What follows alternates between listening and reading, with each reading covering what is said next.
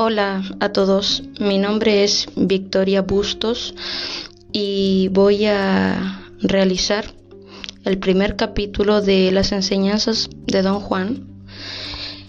Les mando muchos saludos a todos los oyentes, queridos amigos. Espero que este primer episodio sea del agrado de todos ustedes. Vamos a partir con la introducción. Durante el verano de 1960, siendo estudiante de antropología en la Universidad de California, Los Ángeles, hice varios viajes al suroeste para recabar información sobre las plantas medicinales usadas por los indios de la zona. Los hechos que aquí describo empezaron durante uno de mis viajes. Esperaba yo un autobús Greyhound en un pueblo fronterizo, platicando con un amigo que había sido mi guía y ayudante en la investigación. De pronto se inclinó hacia mí y dijo que el hombre sentado junto a la ventana, un indio viejo de cabello blanco, sabía mucho de plantas, del peyote sobre todo. Pedí a mi amigo presentarme a ese hombre. Mi amigo lo saludó. Luego se acercó a darle la mano. Después de que ambos hablaron un rato, mi amigo me hizo seña de unírmeles, pero inmediatamente me dejó solo con el viejo, sin molestarse siquiera en presentarnos. Él no se sintió incomodado en lo más mínimo. Le dije mi nombre y él respondió que se llamaba Juan y que estaba a mis órdenes. Me hablaba de usted. Nos dimos la mano por iniciativa mía y luego permanecimos un tiempo callados. No era un silencio tenso, sino una quietud natural y relajada por ambas partes. Aunque las arrugas de su rostro moreno y de su cuello revelaban su edad, me fijé en que su cuerpo era ágil y musculoso. Le dije que me interesaba obtener informes sobre plantas medicinales, aunque de hecho mi ignorancia con respecto al peyote era casi total. Me descubrí fingiendo saber mucho, e incluso insinuando que tal vez le conviniera platicar conmigo. Mientras yo parloteaba así, él asentía despacio y me miraba, pero sin decir nada. Esquivé sus ojos y terminamos por quedar los dos en silencio absoluto. Finalmente, tras lo que pareció un tiempo muy largo, Don Juan se levantó y miró por la ventana. Su autobús había llegado. Dijo adiós y salió del terminal. Me molestaba haberle dicho tonterías y que esos ojos notables hubieran visto mi juego. Al volver, mi amigo trató de consolarme por no haber logrado algo de Don Juan. Explicó que el viejo era a menudo callado o evasivo, pero el efecto inquietante de ese primer encuentro no se disipó con facilidad. Me propuse averiguar dónde vivía Don Juan, y más tarde lo visité varias veces. En cada visita intenté llevarlo a hablar del peyote, pero sin éxito. No obstante, nos hicimos muy buenos amigos, y mi investigación científica fue relegada, o al menos reencaminada, por causas que se hallaban mundos aparte de mi intención original. Mi amigo, que me presentó a Don Juan, explicó más tarde que el viejo no era originario de Arizona, donde nos conocimos, sino un indio yaqui de Sonora. Al principio vi a Don Juan simplemente como un hombre algo peculiar que sabía mucho sobre el peyote y que hablaba el español notablemente bien, pero la gente con quien vivía lo consideraba dueño de algún saber secreto. Lo creía brujo. Como se sabe, la palabra denota esencialmente a una persona que posee poderes extraordinarios, por lo general malignos. Después de todo un año de conocernos, Don Juan fue franco conmigo. Un día me explicó que poseía ciertos conocimientos recibidos de un maestro, un benefactor, como él lo llamaba, que lo había dirigido en una especie de aprendizaje. Don Juan, a su vez, me había escogido como aprendiz, pero me advirtió que yo debería comprometerme a fondo y que el proceso era largo y arduo. Al describir a su maestro, don Juan usó la palabra diablero. Más tarde supe que ese es un término usado solo por los indios de Sonora. Denota a una persona malvada que practica la magia negra y puede transformarse en animal, en pájaro, en perro, coyote o cualquier otra criatura.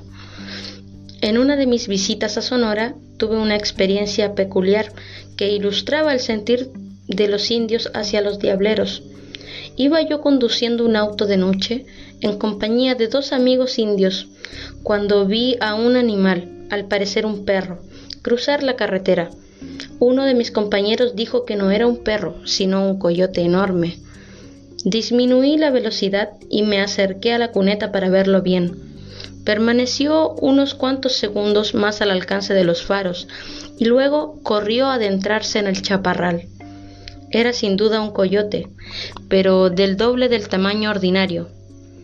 Hablando excitadamente, mis amigos me convinieron en que era un animal muy fuera de lo común, y uno de ellos indicó que podía tratarse de un diablero.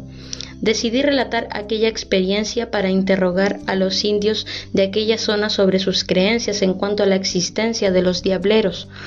Hablé con muchas personas, contando la anécdota y haciendo preguntas. Las 3 conversaciones siguientes indican su creencia al respecto. ¿Crees que era un coyote, Choi?, pregunté a un joven después de que oyó la historia. ¿Quién sabe? Un perro, de seguro, demasiado grande para ser coyote. ¿Crees que pudo ser un diablero? Esos son puros cuentos, esas cosas no existen. ¿Por qué dices eso, Choi? La gente se imagina cosas. Te apuesto a que si hubieran cogido al animal, habrían visto que era un perro. Una vez tenía yo que hacer un trabajo en otro pueblo y me levanté antes del amanecer y ensillé un caballo. De ida me encontré en el camino con una sombra oscura que parecía un animal enorme. Mi caballo se encabritó y me tiró de la silla. Yo también casi me muero del susto, pero resultó que la sombra era una mujer que iba caminando al pueblo. O sea, Choi, que no crees que existan los diableros. ¿Diableros? ¿Qué es un diablero? Dime, ¿qué es un diablero? No sé, Choi. Manuel iba conmigo esa noche y dijo que el coyote podría haber sido un diablero. ¿Tú no puedes decirme qué es un diablero? Dice que un diablero es un brujo que cambia de forma y toma la que quiere. Pero todo el mundo sabe que eso es puro cuento. Los viejos de aquí están llenos de historias sobre diableros. No las vas a hallar entre nosotros, los más jóvenes. ¿Qué clase de animal piensa usted que fue, doña Luz? Pregunté a una mujer de edad madura. Eso solo Dios lo sabe, pero creo que no era un coyote. Hay cosas que parecen coyotes, pero no son. ¿Iba corriendo el coyote o estaba comiendo? Estuvo inmóvil casi todo el tiempo, pero creo que cuando lo vi al principio estaba comiendo algo. ¿Está usted seguro de que no llevaba nada en el hocico? A lo mejor sí, pero dígame, ¿tendría eso algo que ver? Sí tendría. Si llevaba algo en el hocico, no era un coyote. ¿Qué era entonces? ¿Era un hombre o una mujer? ¿Cómo se llamaban esas personas, doña Luz? No respondió. La interrogué un rato más, pero sin éxito. Finalmente dijo no saber. Le pregunté si aquella persona se llamaba Diableros y respondió que Diablero era uno de los nombres que se les daban. ¿Conoce usted a algún diablero?, pregunté. Conocí a una mujer, dijo. La mataron. Eso pasó cuando yo era niña. Dice que la mujer se convertía en perra y en cierta noche una perra entró en la casa de un blanco a robar queso. El blanco la mató con una escopeta y en el mismo instante en que la perra murió en la casa del blanco, la mujer murió en su choza. Sus parientes se juntaron y fueron al blanco a exigirle pago. El blanco les pagó buen dinero por haber matado a la mujer. ¿Cómo pudieron exigirle pago si solo mató a un perro? Dijeron que el blanco sabía que no era perro, porque había otros hombres con él y todos vieron que el animal se paró en 2 patas, como gente, para alcanzar el queso, y que estaba en una bandeja colgada del techo.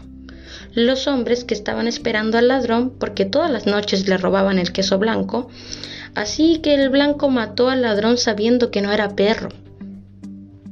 ¿Hay muchos diableros en estos días, doña Luz?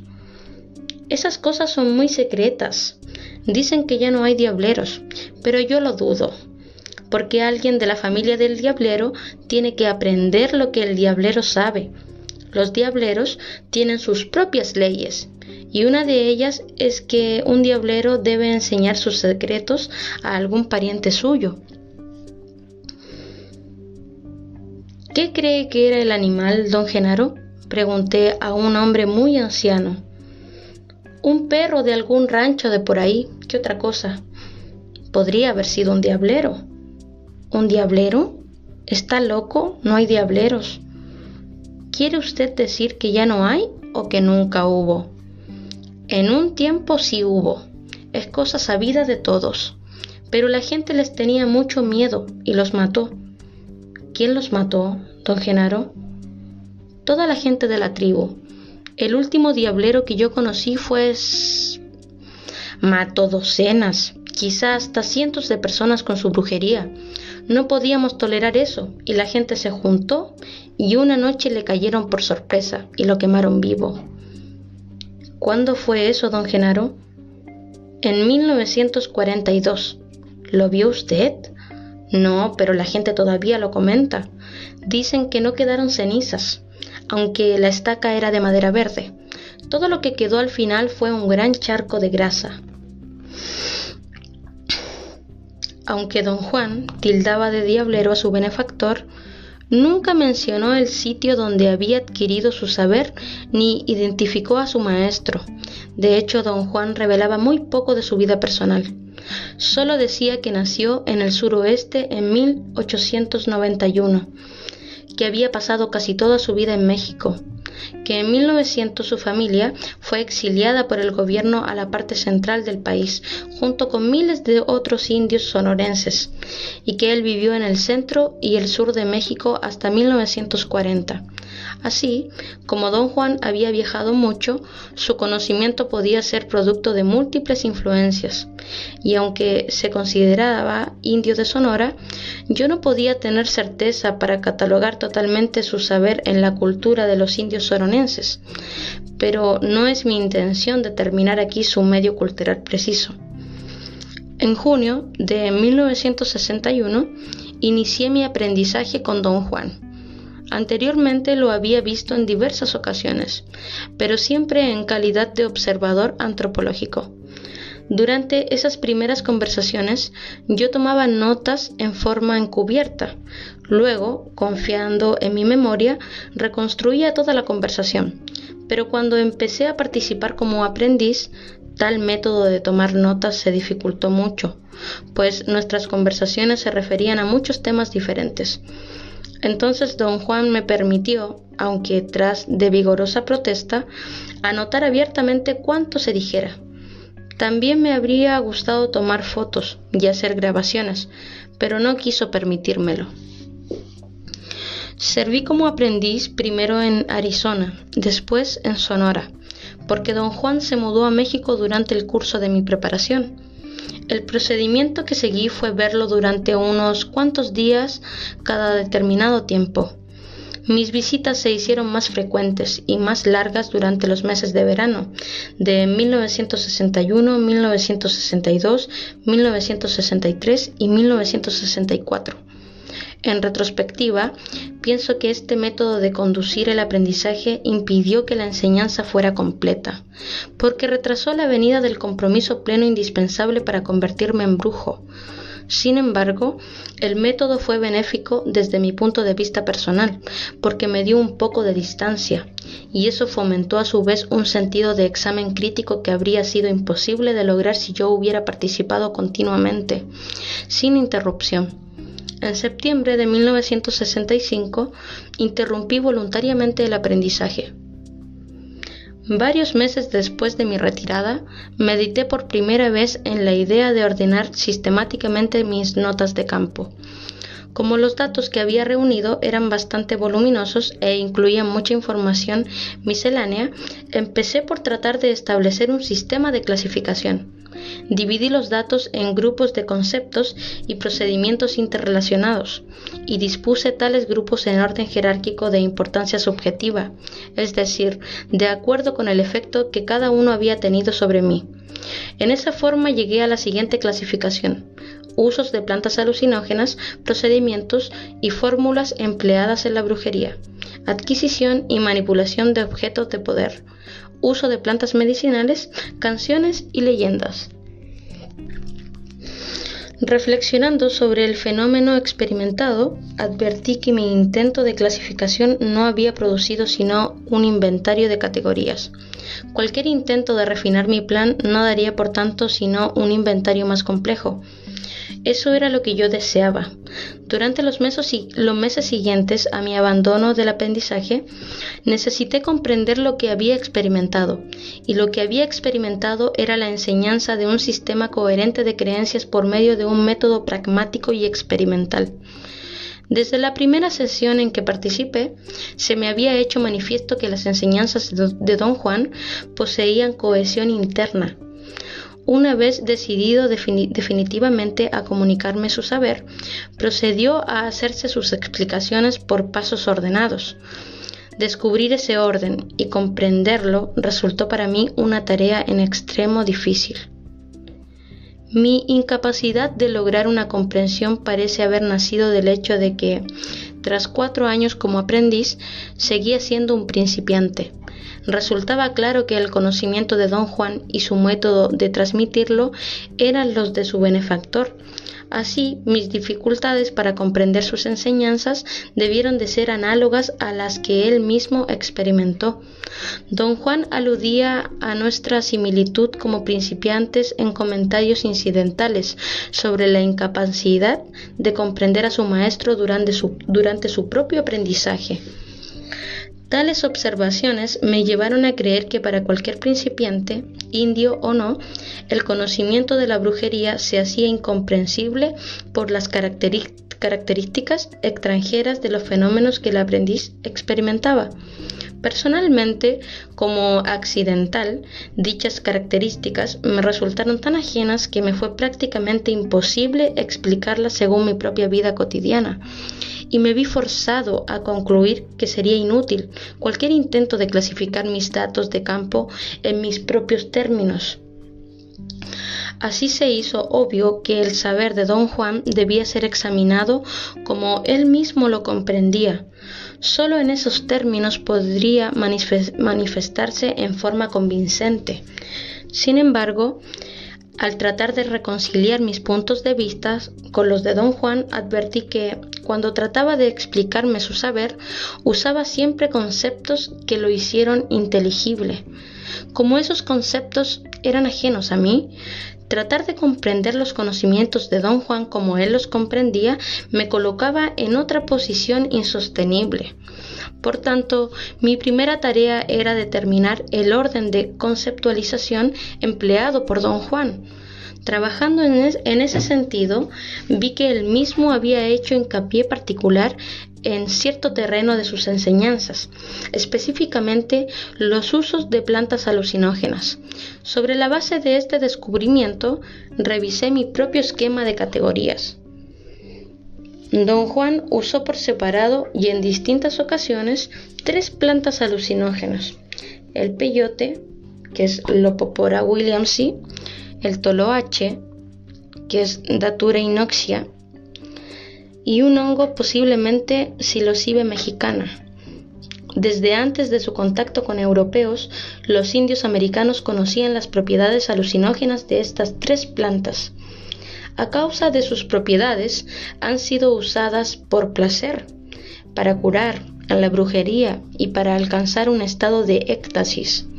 En el contexto específico de sus enseñanzas, Don Juan relaciona el uso de la datura y la Psilocybe mexicana con la adquisición de poder, un poder que él llamaba un aliado. relacionaba el uso de Lopopora Williams, que es el peyote, con la adquisición de sabiduría o conocimiento de la buena manera de vivir. La importancia de las plantas consistía para don Juan en su capacidad de producir etapas de percepción peculiar en un ser humano. Así me guió al experimentar una serie de tales etapas con el propósito de exponer y validar su conocimiento. Las he llamado estados de realidad no ordinaria, en el sentido de realidad inusitada contrapuesta a la realidad ordinaria de la vida cotidiana. La distinción se basa en el significado inherente a los estados de realidad no ordinaria. En el contexto del saber de don Juan se consideraban reales, aunque su realidad se diferenciaba de la realidad ordinaria. Don Juan consideraba los estados de realidad no ordinaria como única forma de aprendizaje pragmático y único medio de adquirir el poder. Daba la impresión de que otras partes de sus enseñanzas eran incidentales a la adquisición de poder. Este punto de vista permeaba la actitud de don Juan hacia todo lo que no estaba conectado directamente con los estados de realidad no ordinaria. A través de mis notas de campo hay referencias dispersas al sentir de don Juan. Por ejemplo, en una conversación insinuó que algunos objetos poseen en sí mismo cierta cantidad de poder, aunque él en lo particular no tenía ningún respeto por los objetos de poder. Decía que los brujos menores a menudo se valían de ellos. Le pregunté frecuentemente sobre esos objetos, pero pareció no tener interés en discutirlos. Sin embargo, cuando el tema se trajo a colación en alguna oportunidad, consintió con renuencia en hablar de ellos. Hay ciertos objetos empapados de poder, dijo. Hay cantidades de objetos así cultivados por hombres poderosos con ayuda de espíritus amigos.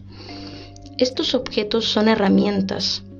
No son herramientas comunes, sino herramientas de muerte. Pero no son más que objetos. No tienen poder de enseñar. Hablando con propiedad, están en el terreno de los objetos de guerra.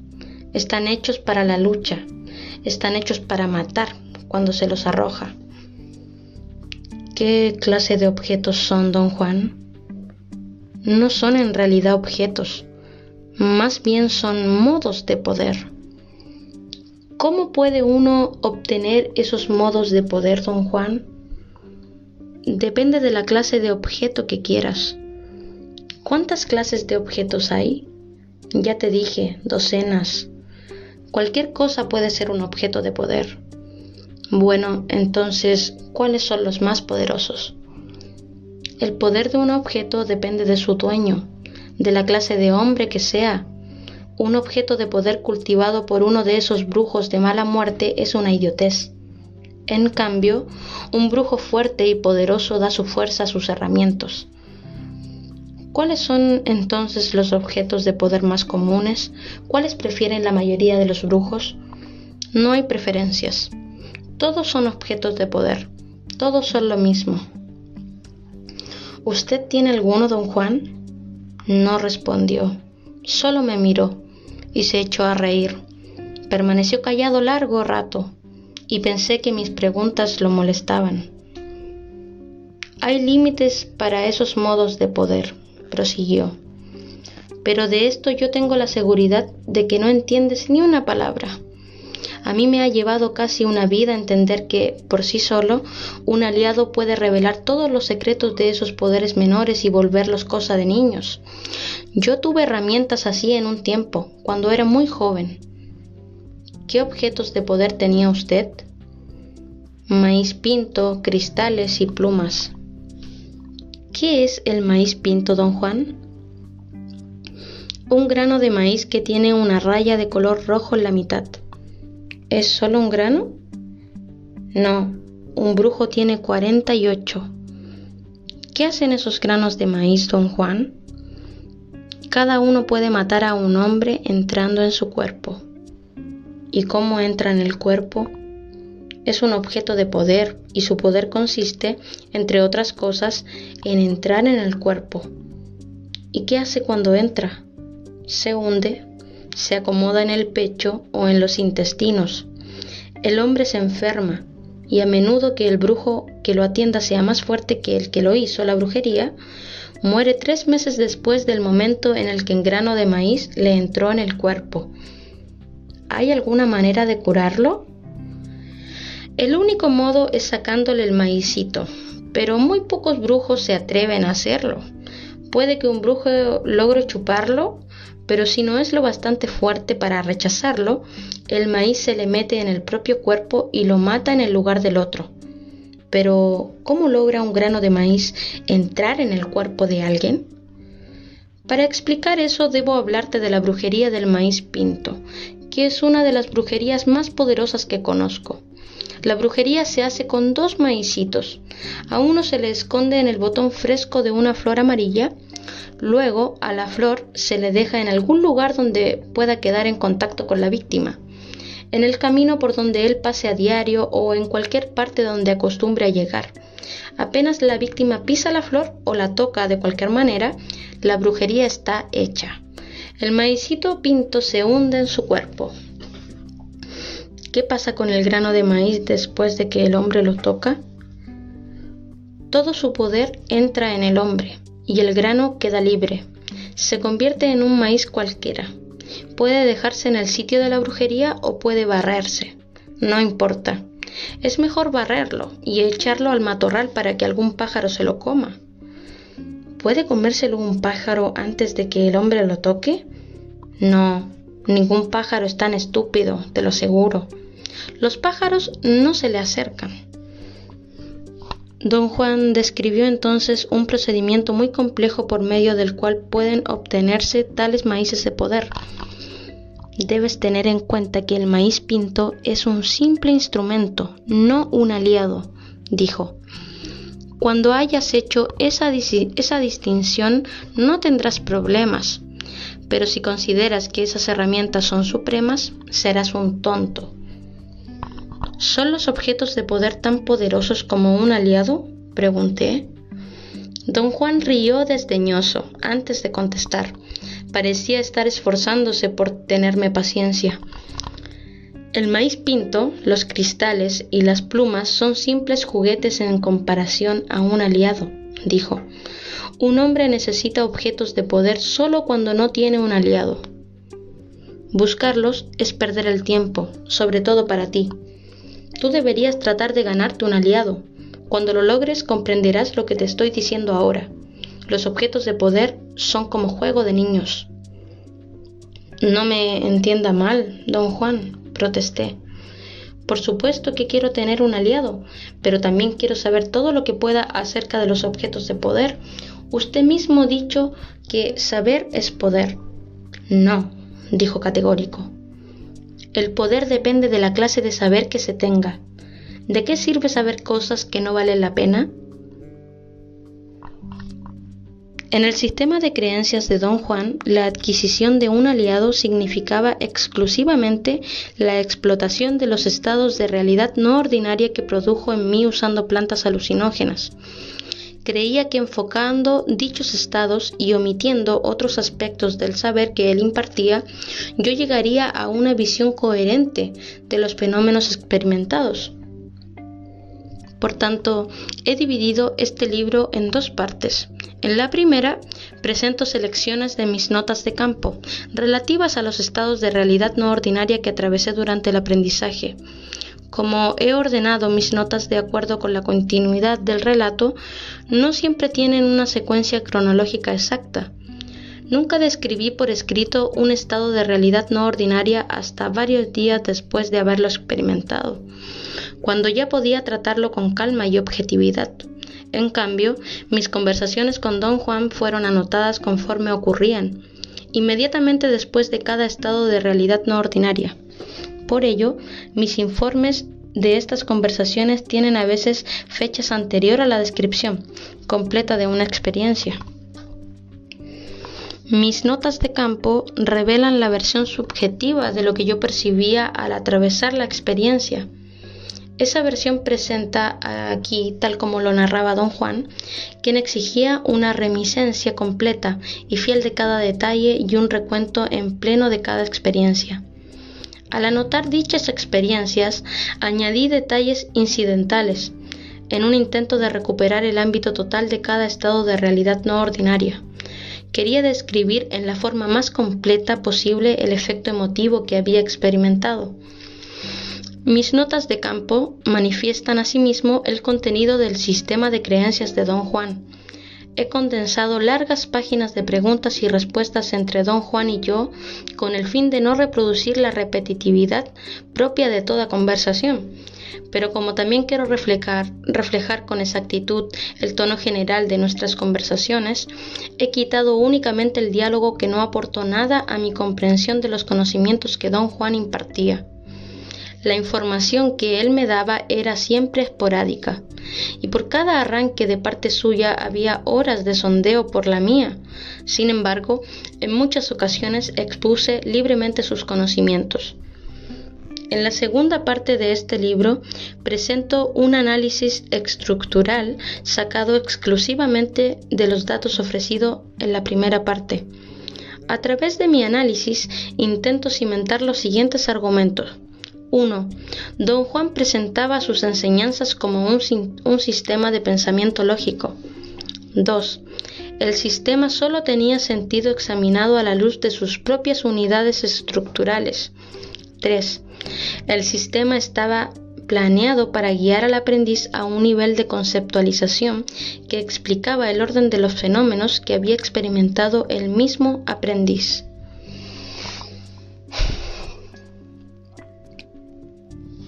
Bueno amigos, espero que esta pequeña introducción les guste, que los incentive a seguir oyéndome, y vamos a empezar con la primera parte.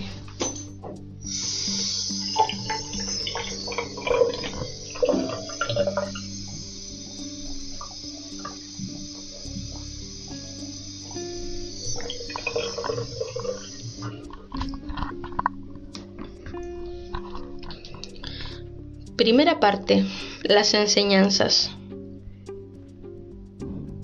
Las notas sobre mi primera sesión con don Juan están fechadas el 23 de junio de 1961.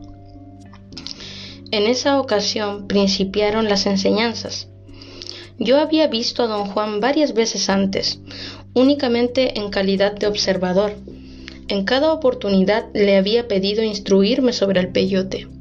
Siempre hacía caso omiso de mi petición, pero jamás rechazaba de plano el tema, y yo interpretaba sus titubeos como una posibilidad de que, rogándole más, podría inclinarse a hablar de sus conocimientos. En esta sesión inicial me dio a entender claramente que podría tener en cuenta mi petición siempre y cuando yo poseyera claridad de mente y propósito.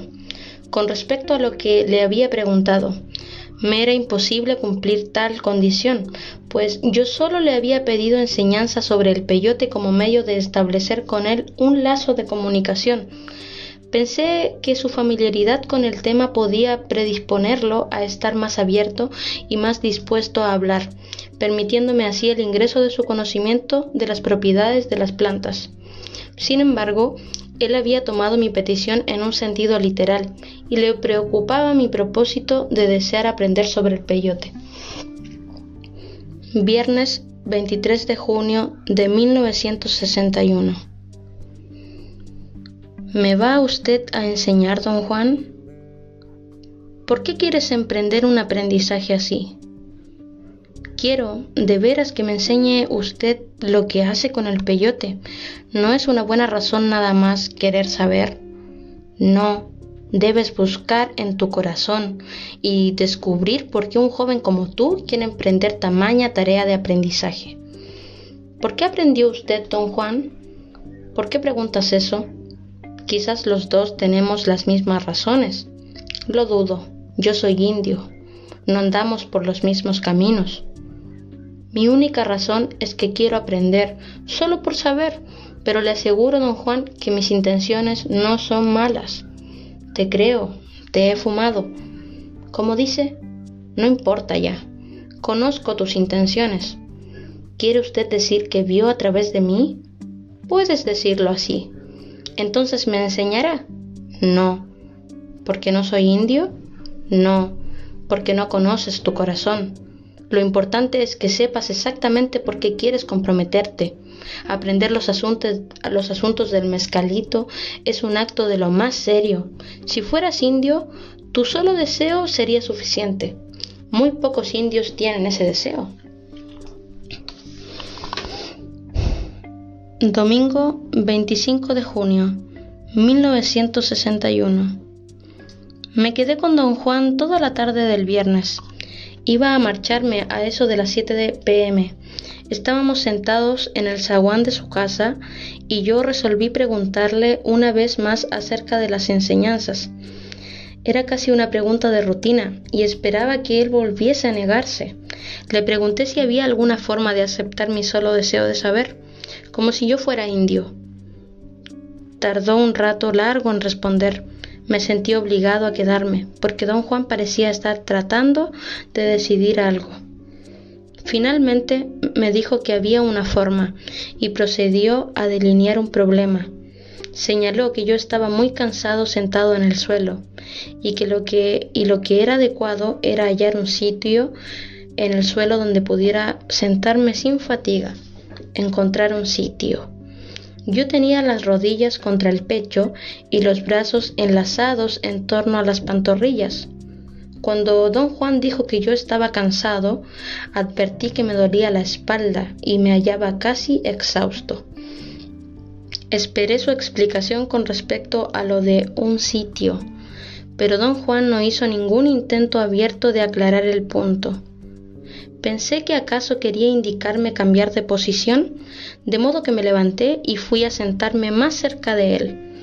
Don Juan protestó por mi movimiento, recalcó claramente que un sitio significaba un lugar donde uno podía sentirse feliz y fuerte de manera natural. Palmeó el lugar donde se hallaba sentado y dijo que ese era su sitio, añadiendo que me había puesto una adivinanza. Yo debía resolverla solo y sin más deliberación. Lo que él había planteado como un problema que ha de ser resuelto era ciertamente una adivinanza. Yo no tenía idea de cómo empezar, ni idea de lo que él tenía en mente. Varias veces pedí una pista, o al menos un indicio, sobre cómo proceder a la localización de un punto donde me sintiera feliz y fuerte. Insistí y argumenté que no tenía la menor idea de qué quería decir él en realidad, porque no me era posible concebir el problema. Él me sugirió caminar por el zaguán hasta hallar el sitio. Me levanté y empecé a recorrer el suelo. Me sentí ridículo y fui a sentarme frente a don Juan. Él se enojó mucho conmigo, me acusó de no escuchar, diciendo que acaso no quisiera aprender. Tras un rato se calmó y me explicó que no cualquier lugar era bueno para sentarse o para estar en él, y que dentro de los confines del zaguán había un único sitio donde yo podía estar en las mejores condiciones. Mi tarea consistía en distinguirlo entre los demás lugares. La norma general era sentir todos los sitios posibles a mi alcance hasta determinar sin lugar a dudas cuál era el sitio correspondiente. Urgí que, si bien el zaguán no era demasiado grande, 3,5 por 2,5 metros, el número de sitios posibles era avasallador, que requeriría un tiempo muy largo para probarlos todos, y que como él no especificaba el tamaño del sitio, las posibilidades podían ser infinitas. Mis argumentos resultaron fútiles. Don Juan se puso en pie y con mucha severidad me advirtió que resolver el problema tal vez requiriera días, pero de no resolverlo daba igual que me marchara, porque él no tendría nada que decirme. Recalcó que él sabía dónde era mi sitio y que por tanto yo no podría mentirle. Dijo que solo en esta forma le sería posible aceptar como razón válida mi deseo de aprender los asuntos del mezcalito. Añadió que nada en este mundo era un regalo. Todo cuanto hubiera que aprender debía aprenderse por el camino difícil. Dio vuelta a la casa para ir a orinar en el chaparrar. De regreso, entró directamente en su casa por la parte trasera. Pensé que la misión de hallar el supuesto sitio de felicidad era su propio modo de deshacerse de mí, pero me levanté y empecé a pasear de un lado a otro. El cielo estaba claro, podía ver cuánto había en el zaguán y sus inmediaciones. Debí de caminar 1 hora o más, pero no ocurrió nada que revelase la ubicación del sitio. Me cansé de andar y tomé asiento. Tras unos cuantos minutos me senté en otro lugar y luego en otro, hasta cubrir todo el piso en forma semisistemática. Deliberadamente procuraba sentir diferencias entre lugares, pero carecía de criterio para la diferenciación. Sentí que estaba perdiendo el tiempo, pero me quedé. Mi racionalización fue que había venido de lejos solo para ver a don Juan y que en realidad no tenía otra cosa que hacer. Me acosté de espaldas y puse las manos bajo la cabeza a manera de almohada. Luego rodé y permanecí un rato sobre mi estómago. Repetí este proceso rodando por todo el piso. Por primera vez me pareció haber tropezado con un vago criterio.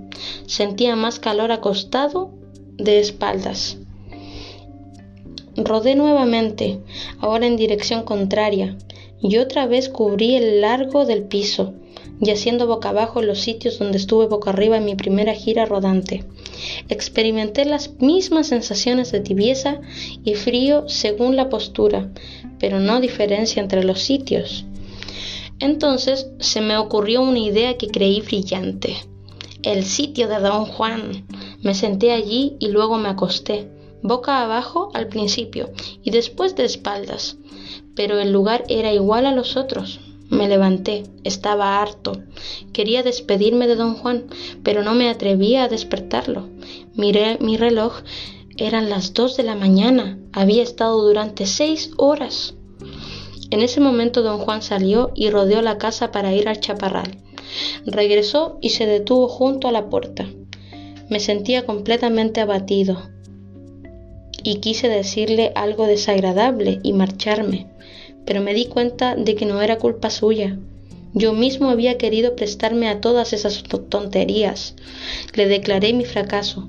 Llevaba toda la noche rodando en el suelo como un idiota y aún no podía hallar pies ni cabezas a la adivinanza. Don Juan rió y dijo que eso no lo sorprendía, porque yo no había procedido correctamente. No había usado los ojos. Eso era cierto, pero yo estaba muy seguro de que él me había indicado sentir la diferencia. Señalé esto, y él arguyó que es posible sentir con los ojos, cuando no está mirando de lleno las cosas. En mi propio caso, dijo, no tenía yo otro medio de resolver el problema que usar cuanto tenía, mis ojos. Entró en la casa. Tuve la certeza de que me había observado. No tenía, pensé, otra forma de saber que yo no había estado usando los ojos. Empecé a rodar de nuevo, porque ese era el procedimiento más cómodo. Esta vez, sin embargo, apoyé la barbilla en las manos y miré cada detalle. Tras un intervalo, cambió la oscuridad en torno mío. Mientras enfocaba el punto directamente frente a mí, toda la zona periférica de mi campo de visión adquirió una coloración brillante, un amarillo verdoso homogéneo. El efecto fue pasmoso. Mantuve los ojos fijos en el punto frente a mí y empecé a reptar de lado, boca abajo, trecho por trecho. De pronto, en un punto cercano a la mitad del piso, advertí otro cambio de color. En un sitio, a mi derecha, aún en la periferia de mi campo de visión, el amarillo verdoso se hacía intensamente púrpura. Concentré allí la atención. El púrpura se desvaneció en un color pálido, pero brillante todavía, que permaneció estable mientras detuve en él mi atención. Marqué el sitio con mi chaqueta y llamé a don Juan. Salió al zaguán. Yo estaba realmente excitado. Había visto claramente el cambio de matices. Don Juan no pareció impresionarse, pero me indicó sentarme en el sitio e informarle de qué clase de sensación era aquella. Tomé asiento y luego me tendí de espaldas.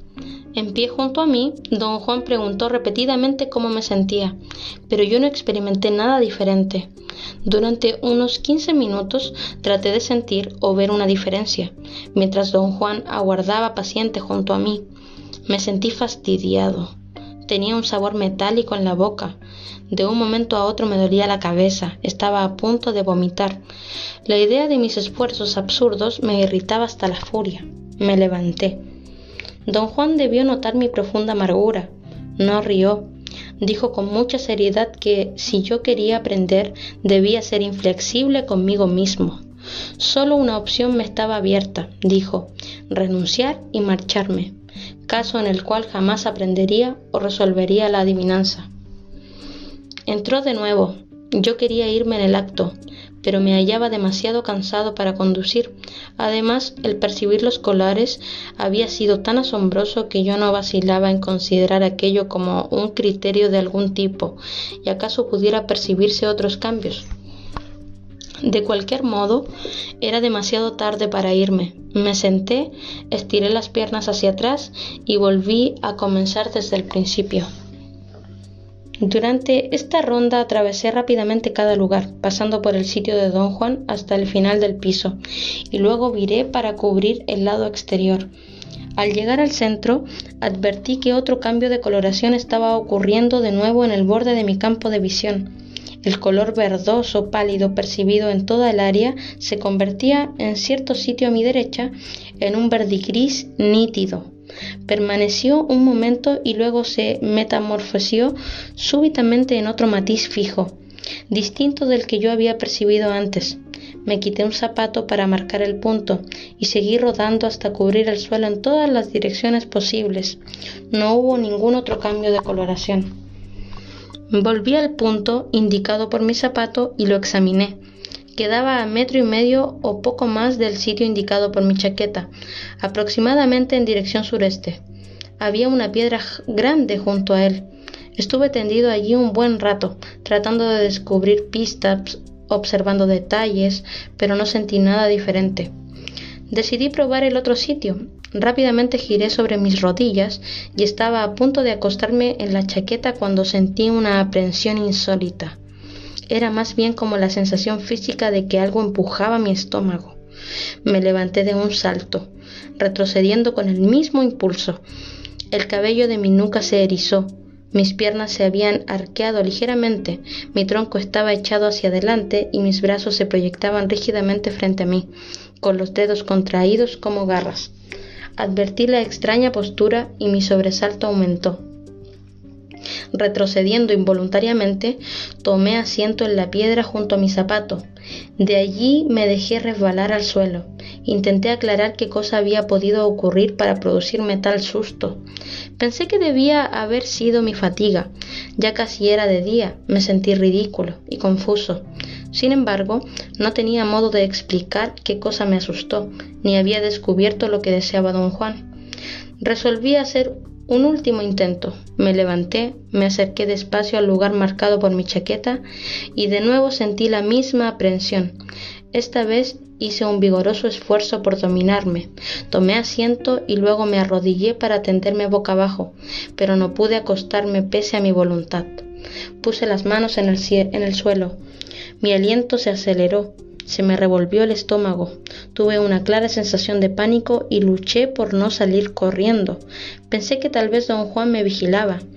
Lentamente repté de regreso al otro sitio y apoyé la espalda contra la piedra. Quería descansar un rato para poner en orden mis ideas, pero me quedé dormido. Oí hablar a don Juan y reír por encima de mi cabeza. Desperté.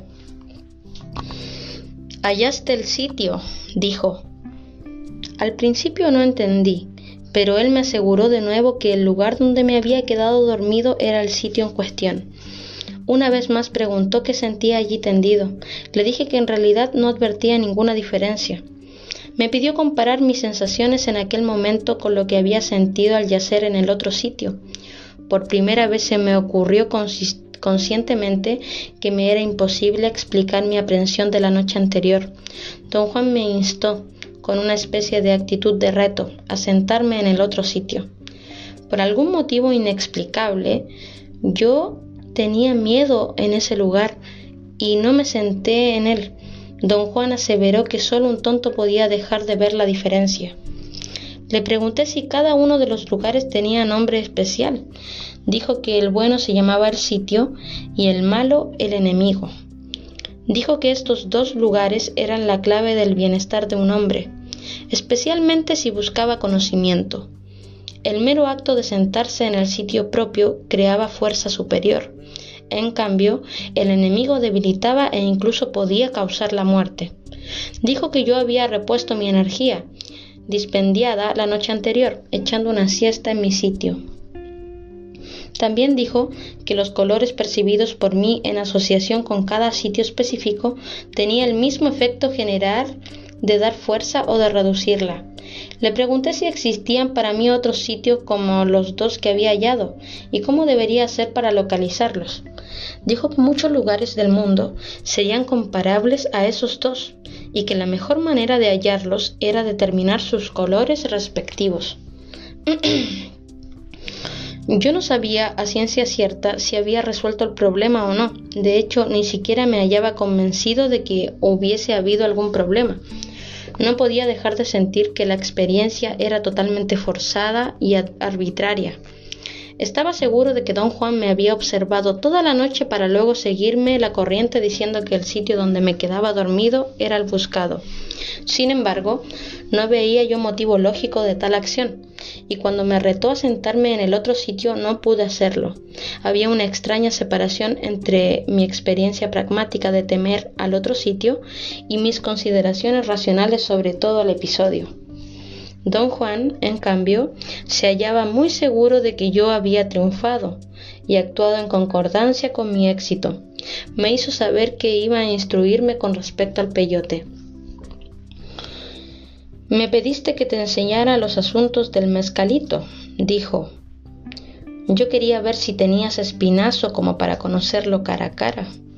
Mezcalito no es un chiste. Debes ser dueño de tus recursos. Ahora sé que puedo aceptar tu solo deseo como una buena razón para aprender. ¿De veras va usted a enseñarme los asuntos del peyote? Prefiero llamarlo mezcalito. Haz tú lo mismo. ¿Cuándo va usted a empezar? No es tan sencillo. Primero debes estar listo. Creo que estoy listo. Esto no es un chiste. Debes esperar hasta que no haya duda y entonces lo conocerás. ¿Tengo que prepararme? No, nada más tienes que esperar. A lo mejor te olvidas de todo el asunto después de un tiempo. Te cansas rápidamente. Anoche estabas a punto de irte a tu casa apenas se te puso difícil. Mezcalito pide una intención muy seria. Bueno amigos, eso fue el primer capítulo de las enseñanzas de don Juan. Adiós.